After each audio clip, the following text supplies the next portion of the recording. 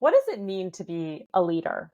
And how can you step into a leadership role and become a strong and powerful leader, whether that's in your business, your career, your community, your family, your friendship groups, wherever that is in your life? How can you become a strong leader?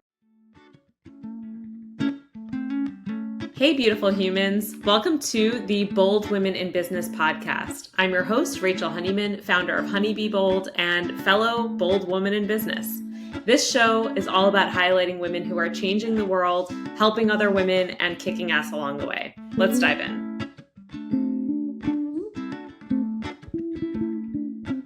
Last week, we heard from the incredible Ruth Smith, who is basically the definition of a leader. She is someone who we can learn so much from. And so I wanted to actually take her experience, kind of break down what makes her a strong and powerful leader and what we as female entrepreneurs can learn from her. So I've broken it down to 4 key traits. Obviously, Ruth has many, many, many traits, and we all have many, many, many traits. And being a leader takes many things, but we're going to boil it down to 4 things: experience, willingness to do hard things, lifelong learning, and mentorship. So let's first talk about Ruth's experience. This is something that you just can't fake. You either have a ton of experience under your belt or you don't. And Ruth has got it. She's been in the tech industry basically since there has been a tech industry. And she stepped into a leadership role really early in her career. So now, 30 something years later, she's a really strong leader, partially because of her experience. She just has so much experience. Number 2, her willingness to do hard things. Ruth stepped into a tech leader role at a time when there were far fewer women in tech than there are today, and there still are far fewer women than men in tech today. She did that while raising a child, which in the 90s was less common than it is today. Certainly, there were plenty of women in the 90s balancing a career and raising a family. Doing that while being a leader in the tech world was probably almost unheard of. There were very few examples of that. And so she did this. She wasn't afraid to go against the grain. She wasn't afraid to do something really, really challenging with probably so many external voices telling her she's going to fail, telling her not to do this, telling her it's the wrong thing to do. And she went ahead and did it anyway, because this was how she wanted to raise her family, and it's how she wanted to build her career. Number 3, Ruth's ability to pivot when needed and reinvent herself over and over and over again in her career.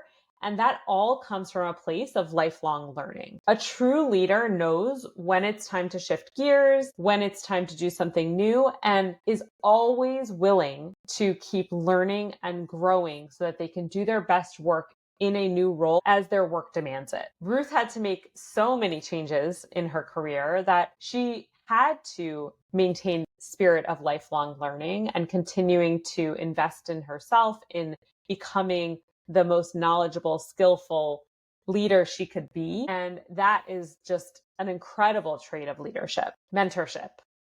This might sound a little redundant, but part of being a true leader is stepping up and being willing to lead others. And Ruth did this often without even being asked, but she exuded confidence, clarity of direction, clarity of her values, which really came through in our conversation. And by displaying that, by putting herself out into the world with that level of confidence and clarity, she signaled to other people that she's someone who they could come to for mentorship, for leadership, for guidance.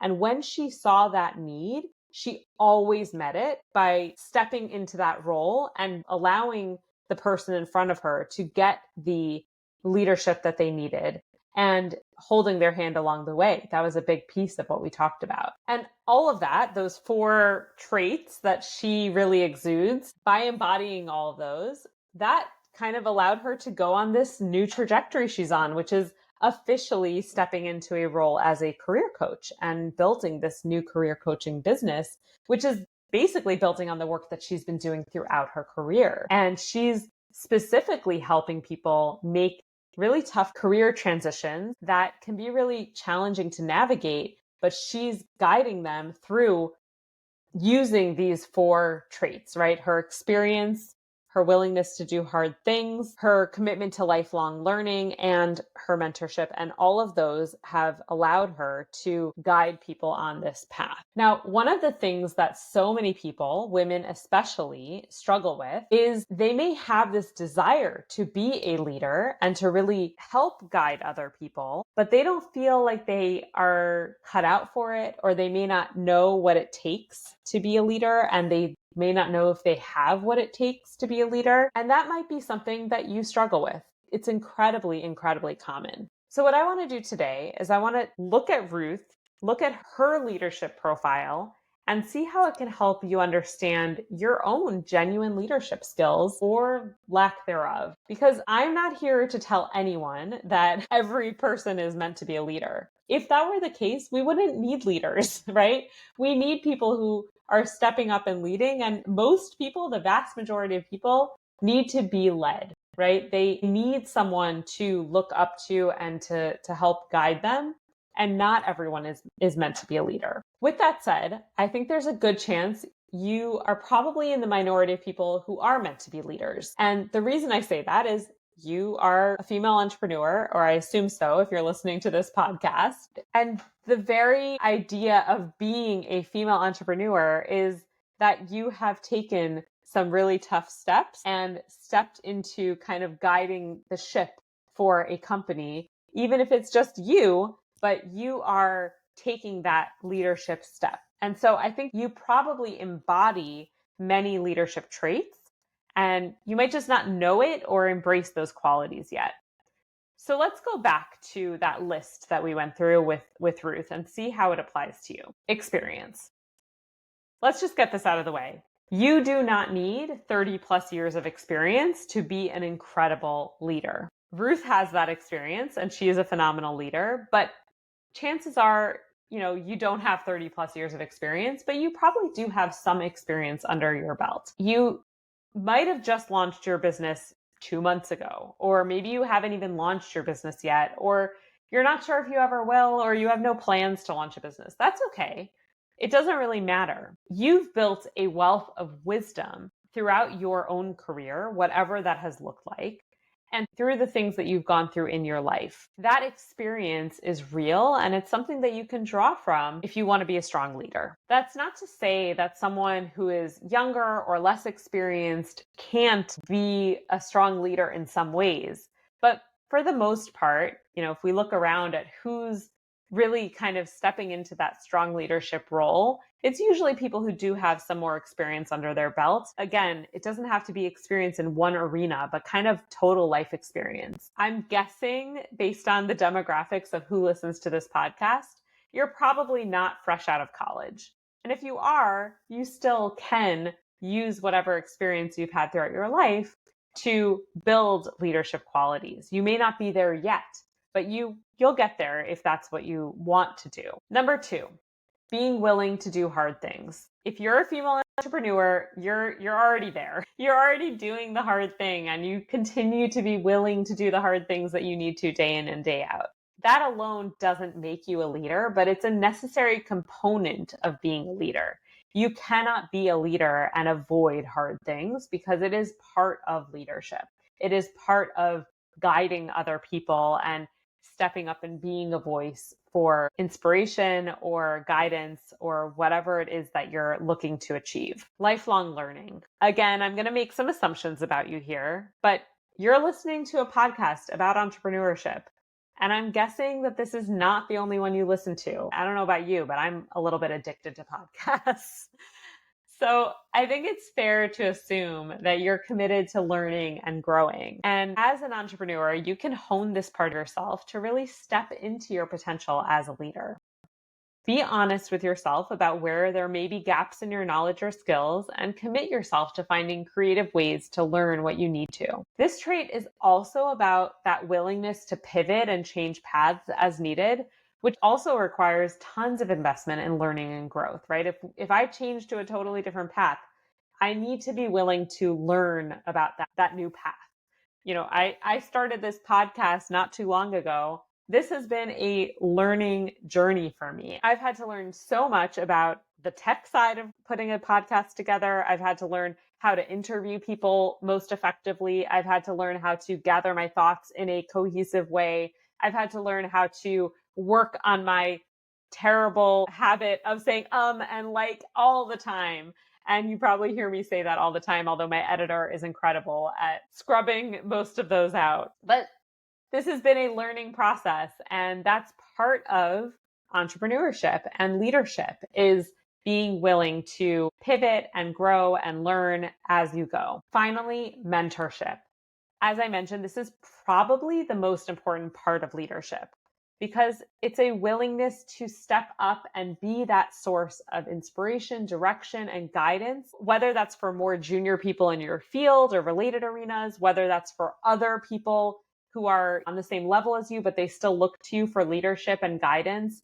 You may not even know that they're looking to you for leadership and guidance, but they're watching you from a distance. It can be being a thought leader and putting your ideas out there in a way that really impacts others in your industry. It's stepping up and being that leader and mentor that you were meant to be. I think I've told parts of this story before, but I'll tell it from a little bit of a different angle. So I always knew that I wanted to be a business owner. I don't know what it is exactly, but I always had that entrepreneurial spirit. I always had that desire to run a business and do my own thing. But I knew that when I went all in on my business, I wanted to not just be a cog in the wheel, doing freelance work for someone and, just kind of getting contract work and doing projects. I wanted to run a full-fledged business. I wanted to be a leader. I wanted to have a strong voice that people would look to for inspiration and guidance. I wanted to lead a team. And I wanted to be able to step into a mentorship role for people who are more junior than me who needed some guidance. There were several opportunity points, junctures along the way to go all in on my business, but it never felt like the right time. There was one point where I actually had left a job and I started freelancing full time for 4 months. In total, it wound up being 4 months. And I was trying to decide at that point, am I just freelancing full time? Or am I going all in on my business now? Or am I going to get another job? And I decided that I was not ready yet. I didn't have the skills that I needed yet, specifically on the mentorship side of things, that aspect of leadership. So I very intentionally applied for and took a job that would give me a chance to lead a team of writers, guide the content marketing strategy, and get comfortable with stepping into this side of things. I gained a bunch of other key skills and experience too while I was there. But the primary one that I took this job for was the mentorship and leadership aspect. And then about a year and 8 or 9 months later, when I felt like I'd gained those skills, I said, okay, it's time. I'm ready to do this. And now, almost 2 years later, I look around at the team I've built and I'm continuing to build. I have junior freelancers reach out to me all the time for advice and guidance. I've been invited on other people's podcasts.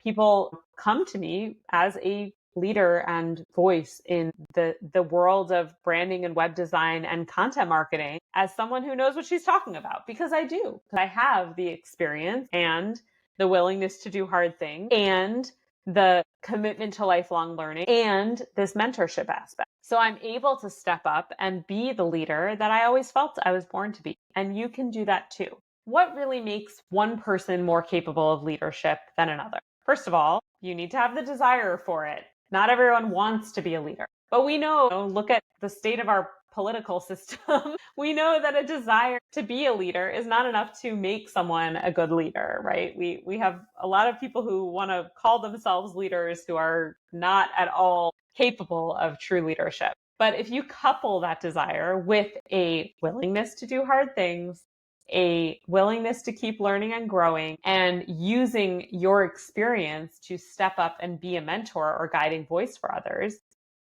now we're cooking with gas, right? Now we've got something. And if you have all of that, you are already a badass leader and you should not forget it. There are a lot of ways to continue growing as a leader, but you are probably already so much further than you think. Don't forget your ability to be a leader, the responsibility that comes with that, because there are responsibilities that come with that, but also the immense gratification that can come with that. That's all I got for you today. Thanks so much. All right, beautiful humans, that's it for today's episode. Thanks so much for tuning in to the Bold Women in Business podcast, hosted by yours truly, Rachel Honeyman, with music by Shmookalele. This show is brought to you by my company, Honeybebold, where we build bold, unstoppable brands and websites for kick-ass women in business. If you are a female entrepreneur or dream of being one, and you want to take your business to a level that no one can resist, reach out to me at hey@honeybebold.com for a free vibe check. Honey, be bold. See you next time.